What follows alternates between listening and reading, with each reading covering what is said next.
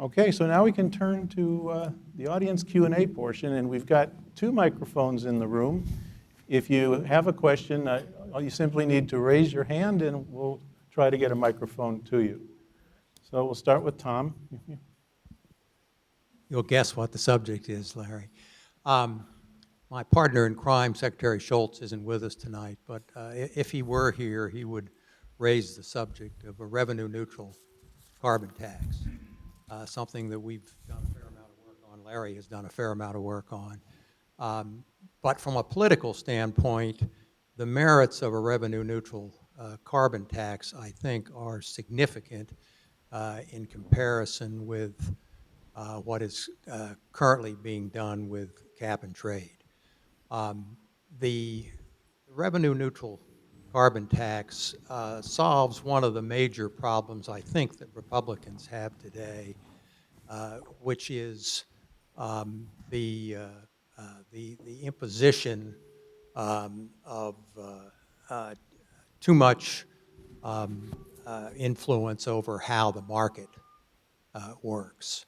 The amount of fiscal drag that would result from a straight carbon tax is something that gets Republicans' attention. If there is a revenue neutral element to it, then it makes it much more feasible from a market standpoint to have something that works. And so I think as we've watched what's happened with cap and trade, it has created a lot of opportunity for mischief and manipulation. And I just think what you were talking about earlier is the huge fund that's been raised, which some would characterize as a slush fund, is something that is funding projects such as the high-speed train, which not everybody is enthusiastic about, and an approach where you don't incur the fiscal drag of a straight carbon tax, but where you have a revenue neutrality feature to it, has the benefit from a political standpoint of creating something that is market-driven. Probably in the context of getting Republican support, there's also some of the command and control. So you got to get to the question here. So the question really is reaction, and I'd love your comments as well, Larry, since you've done a lot of work on this. Is that something that makes more sense than where we are today with the cap and trade program? I'm assuming that was directed at me. I think it was you. And let me say a couple of things on that. One, I'll just point out that the Under 2 MOU, one of the beauties of the Under 2 MOU is we didn't tell governments that are signing on to the Under 2 MOU, this is how you should get to these targets. This isn't how you should reduce your greenhouse gas emissions by 80% by 2050, because we realized that we want to encourage experimentation. I won't use my John Lennon quote again, but it is, there are a variety of ways to get there. What we want to encourage is governments to look at how they can get to that goal. Second, I will just say that one of our main partners in looking at climate change is British Columbia. British Columbia adopted a revenue-neutral carbon tax rather than joining the cap and trade program. We continue to talk to them about what do they see as the benefits of their program, and we encourage that sort of discussion. Frankly, from my perspective, we just want to succeed. We want to achieve our goals. And so the wonder of, we're going to continue the work on the Under 2 MOU. It's going to be the Under 2 Coalition, where governments are talking to each other about various approaches to reducing greenhouse gas emissions. And we'll continue to look at a wide variety of approaches to reducing greenhouse gas emissions. And if somebody wants to encourage us to take a look at a revenue-neutral carbon tax, I'm interested in exploring the concept. I won't say that the money from the cap and trade program is a slush fund. We are taking the money, and it is being invested in a wide variety of programs. Sustainable freight, weatherization, energy efficiency, working on farms and biodigesters, a wide range of programs to again, sort of see what our options are, where are the best places for reducing greenhouse gas emissions. And so the benefit of having that funding is that it allows us to encourage these additional programs to look at additional ways to reduce greenhouse gas emissions. So we're using it in a very focused way. But that being said, we just want this to work. We want to do something about climate change, and we will continue to talk to everybody about what programs they think are working and what's successful for them. Let me briefly respond to your question. What I'm saying is consistent with what Matthew just said. If I had to choose between the two, I might slightly go in favor of a carbon tax, mainly because it allows more certainty about the prices. We've seen a lot of variability in allowance prices under cap and trade. But frankly, I think either of these emissions prices approaches both have a great deal going for them. And so to me, it's kind of a nuance. So I do favor a carbon tax, but not for the other reasons that you give. I have less agreement with. First of all, you can have a revenue neutral cap and trade system. I mean, I'm not getting the politics of it, but you have an auctioning of the allowances and you return that to the economy. So the issue of fiscal drag really doesn't necessarily discriminate between the two. And you do mention, I think Matthew responded to this, the mischief that can come from using auction revenues or revenues from cap and trade in an unfortunate way. But now that can also happen under a carbon tax. So I think the real issue, and where I do agree with you, is about providing price certainty. That's what I would favor. In order for us to get a lot of questions, and I think we should, I'm going to encourage everyone, including myself, to have very short questions, and we all should discipline ourselves to have very brief answers. So, next question. I want to get a question from a student. Emma? Hi, my name is Emma Hutchinson. I'm a junior here at Stanford, and I have a question about something that we haven't really discussed in this panel, but I'm interested in hearing your opinions on policies around renewable energy credits, set up as a very good idea to support renewable energy, but has really manifested in a way for governments as well as the private sector to kind of say, oh, we're 100% renewable, but without really contributing to new renewable projects. Do you see that changing in the future? Is it really a big concern? What are your opinions? Thank you. Yeah, I mean, I think it's a significant concern. I think it's going to become even a more pressing concern in the presence of the Clean Power Plan for companies that want to demonstrate financial additionality in the renewables that they purchase to be actually able to do that in a credible way. And I think it's going to require a new policy framework to enable them to do that. I think it's a significant issue. I recently just learned, based on some research from that other university on the other side of the bay, that buried deep in page like 80 of your PPA with Solar City or Sunrun or someone might be a clause about them selling the RECs off your solar panel. I fortunately bought my system outright, so I guess all the RECs are mine. But I think it's an issue that's going to get even more complicated in the years ahead. Graciela. Jerry Taylor mentioned carbon removals that the IPCC said are essential in massive scale after 2050, page 191, Fifth Assessment Report. My question to you, particularly to Todd, which I was trying to ask him before, but are you aware of the fact that we were able to insert in 4 of the articles of the Paris Agreement reference to the carbon removals? Are you aware of carbon removal technologies and how they can help overcome the 2 obstacles in the Byrd-Hagel Act, the Congress?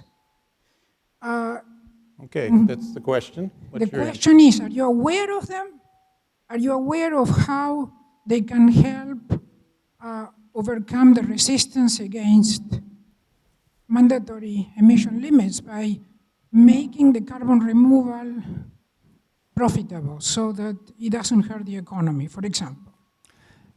Thanks. Well, just for the record, Byrd-Hagel is not relevant anymore. That was a resolution in 1997, and we now have a completely different structure of an agreement which applies to everybody and which doesn't have there's no basis for thinking that it's going to be damaging to the economy. With respect to removals, I'm certainly not expert in this. I think that the question fundamentally is, in order to hit 2 degrees, is there going to come a time when not only do we have to reduce as much as we can, but even with the reductions that are made, you're still going to have to essentially suck carbon out of the air in order to hold the increase in temperature down.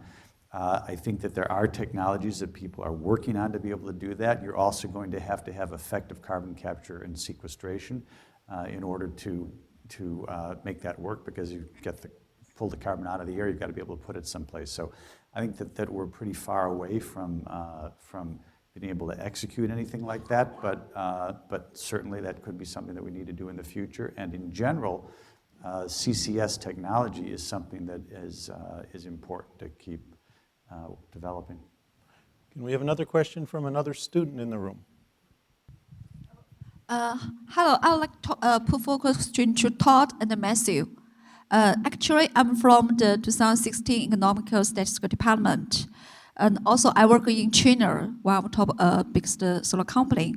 Because right now, USA has already extended the ITC policy since the Paris 2050. So that will push forward for the solar in USA to 20 gigawatt in 2023. So that's a very positive news to the US market.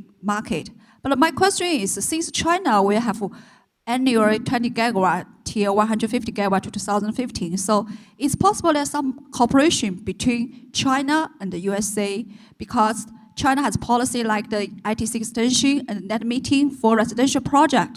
But the issue for US PV market is the cost of EPC is very high, like $2 to $3 per watt. But China will be half a price.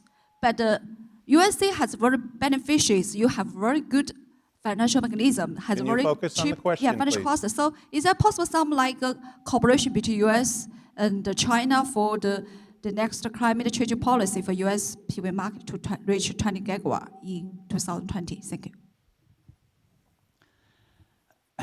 I have to say I didn't entirely understand the question. I think in a general way, we started in 2013. Secretary Kerry got it launched, and it is now, I think, become quite an important vehicle, a climate change working group between the United States and China. There are a whole set of specific technology areas of cooperation that the U.S. and China are working on together. That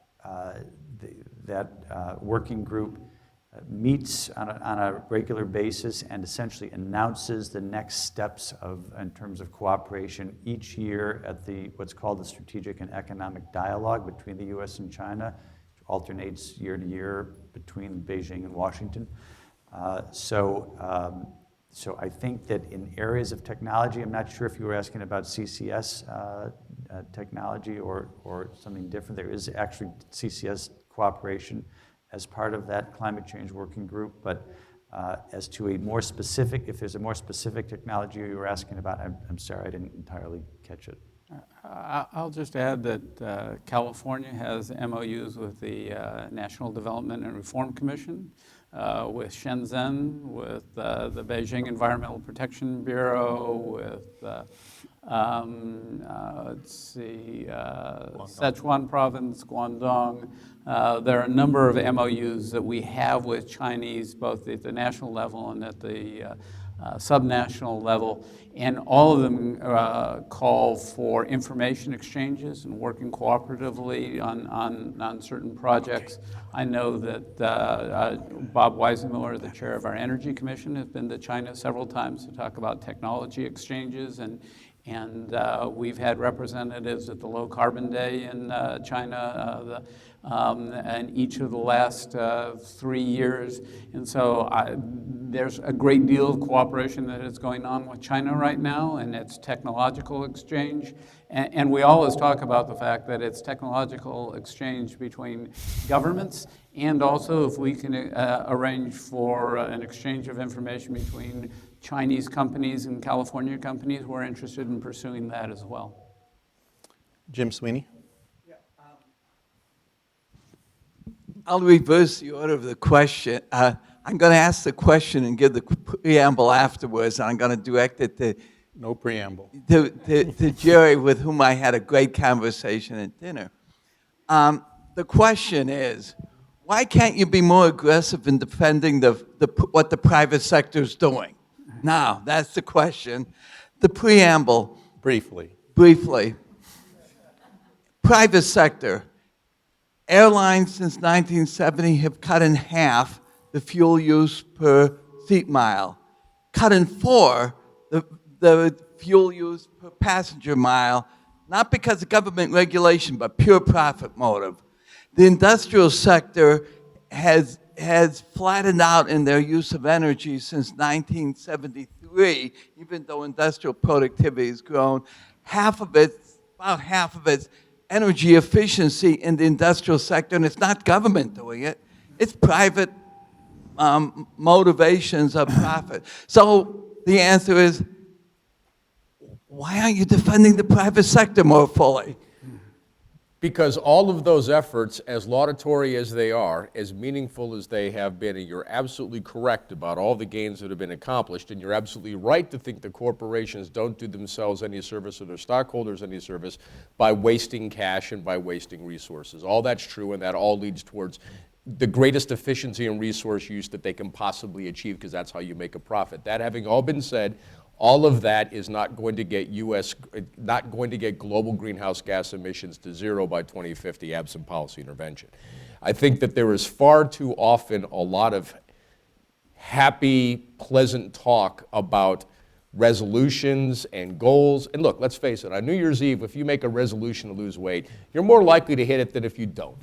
So I'll grant that goals can be helpful, they can be meaningful. But in and of themselves, goals are just intentions and thoughts. They need policies to back them up. So far, we haven't gotten those policies. It's not the Obama administration's fault or Todd's fault. Hell, they've done far more given the political circumstance of the United States than I ever thought they could have accomplished. So they're right. Politics is the art of the possible. But all of these positive stories you tell as well, which are absolutely correct about the private sector, aren't going to be enough, in my opinion, to achieve our climate goals absent some fairly muscular policy intervention, which is why I don't want to get too bubbly about them. I understand there's a student question over here, in front row, I think. Hi, my name is Yari. I am a master's student here at Stanford.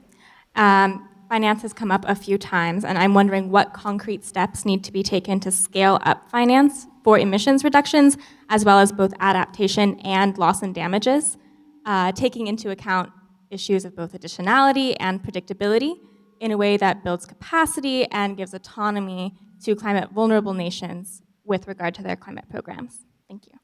You. Trevor, that sounds like a question for you to I'm answer. almost entirely positive that was a Todd question. So was I. The fun part about Todd's job is getting to answer loss and damage questions. I don't want to rob him of that joy. Well, should I take it? Go for it. Oh, yeah. I sort of thought that might have been coming at me also. So,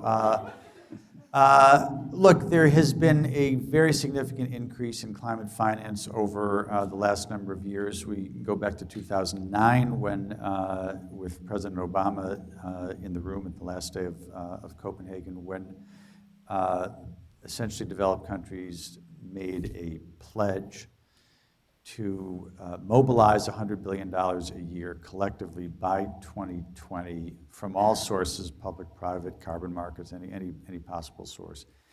The OECD did a kind of where are we so far report that was released in October that showed that we are at, it didn't count absolutely everything that needs to be counted, but they're in the around somewhere between the OECD report said $62 billion. It's probably a little bit more than that.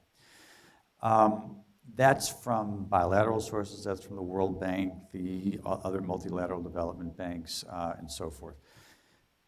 There were also pledges made by a number of countries, the UK, France, Germany, a few others, as well as from some of the multilateral development banks like the Asian Development Bank, African Development Bank, the World Bank, that taken together probably would get us between now and 2020 up closer to high 80s or $90 billion. So we're not going to be so far off, and I actually don't think we'll be far off. I don't think we'll be off at all by 2020. I think we will get to that number. So that's kind of where we are with respect to that $100 billion pledge. We've also started, we pledged to set up a green climate fund that has been set up now. It's just in its early days. Initial pledges were around a little bit over $10 billion. Remember, the Green Climate Fund it's not a $100 billion Green Climate Fund. The Green Climate Fund is a new channel. It joins the World Bank and the other multilateral development banks and the national development banks, such as our OPIC, and bilateral. It joins all of that to try to get to 100, and we hope well beyond that. But it should be, we hope, the preeminent channel for climate finance, and $10 billion is a pretty good start. The U.S. pledged $3 billion over 4 years, so that's $750 million a year, and this is the first year where we are attempting to actually produce funding. The president can do a lot of things on the basis of pre-existing legislative authority. That does not include spending money. You need Congress every year, so that has been a challenge. But I think what the budget deal that came out at the end of the year is actually a good step forward. I think the United States is going to be in a good position to make a good, produce some good concrete funding to back up its pledge. So I think that this is all heading in a good direction. I think that the needs are larger without any question, and the donor pool needs to be bigger. China, it announced during President Xi's visit to Washington in September that China was going to get going its own $3 billion fund. They call a South-South fund, but doesn't really matter, a $3 billion fund for climate change. And look, all I can say is that we hope more and more gets produced over time, because the needs, and particularly the needs when you talk about poor countries, the thing that they are by far the most focused on is adaptation, because the vast majority of emissions come from countries that are not the poorest countries, right? When we meet with our major economies forum, the group that the U.S. pulled together, the 17 biggest economies, you probably have 75% of emissions from 17 countries, counting the EU as one. So when you get to the countries that are really vulnerable, they're producing a very small amount of emissions, but they're very vulnerable. So for them, the financing needs and focus is by far the largest focus is on adaptation, and we've got to deliver.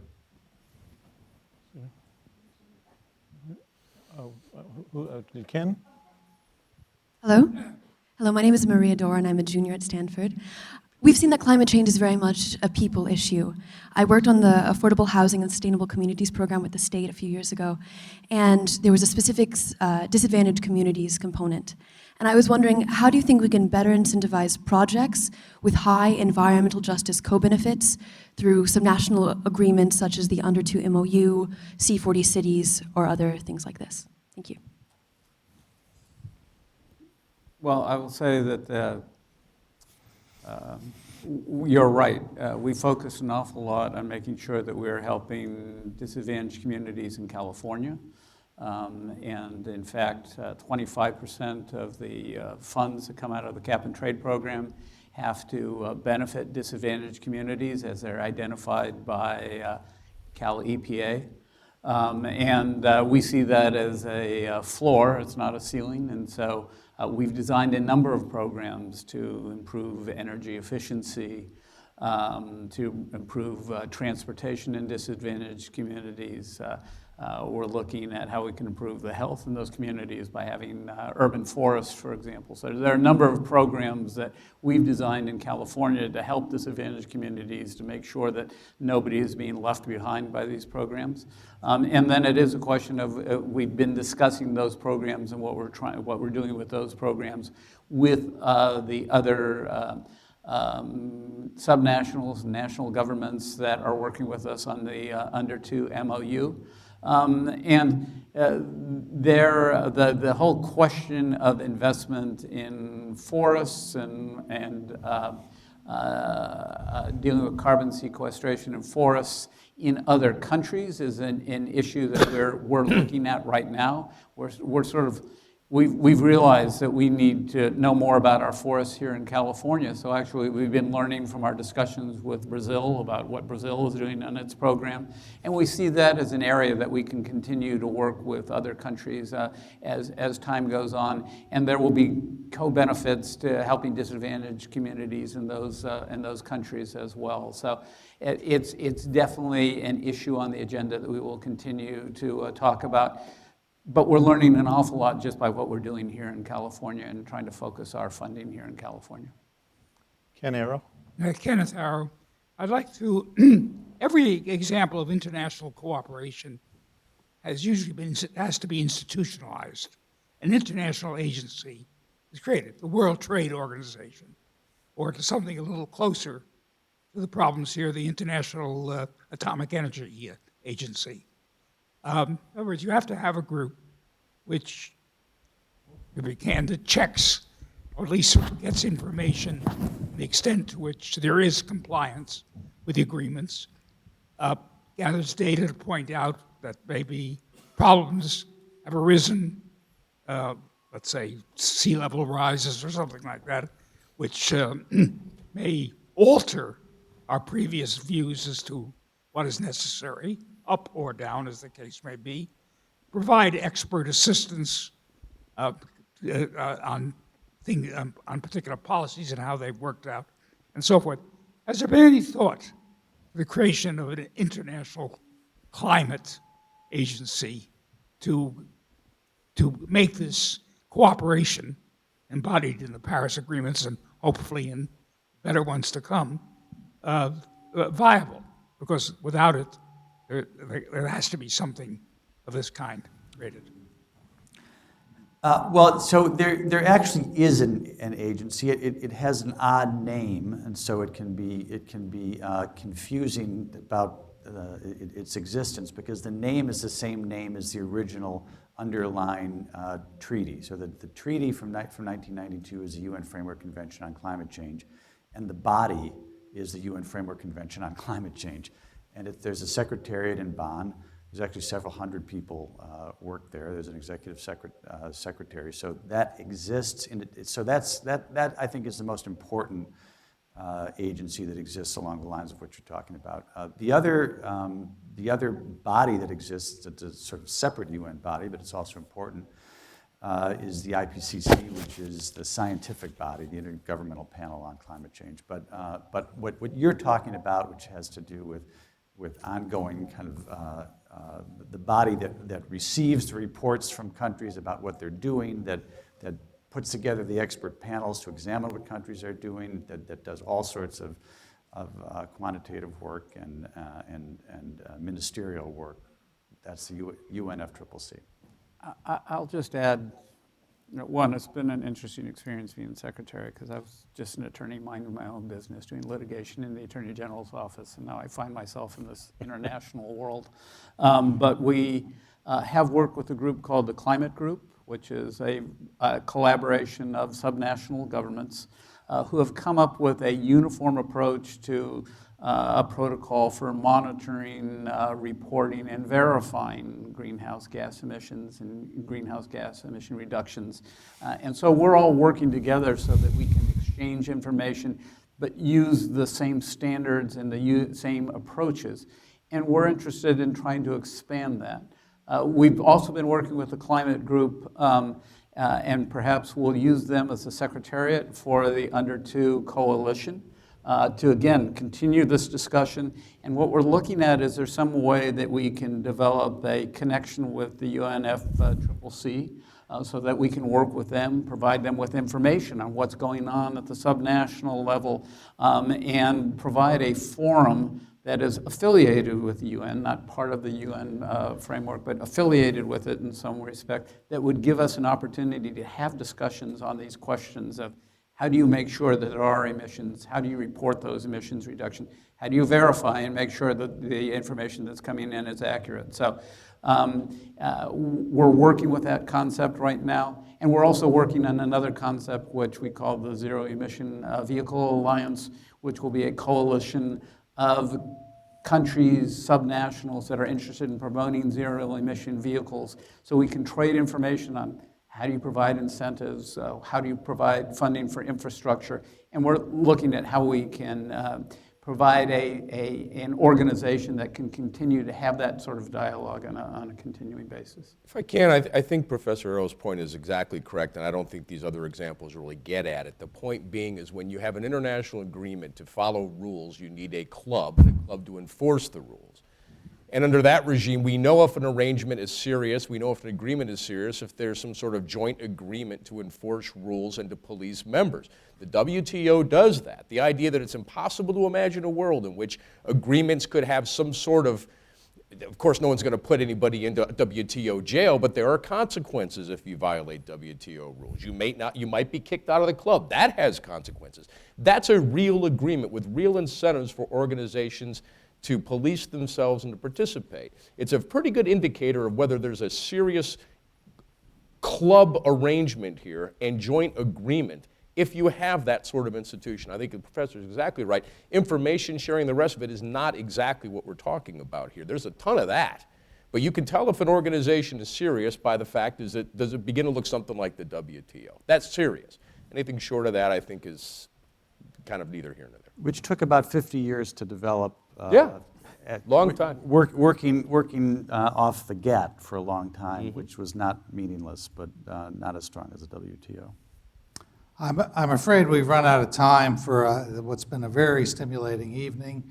I hope you can join us again for our next CPAC event, which I think is actually going to concern greenhouse gas regulation in China. But in the meantime, please join me in thanking our speakers for giving so generously of their time.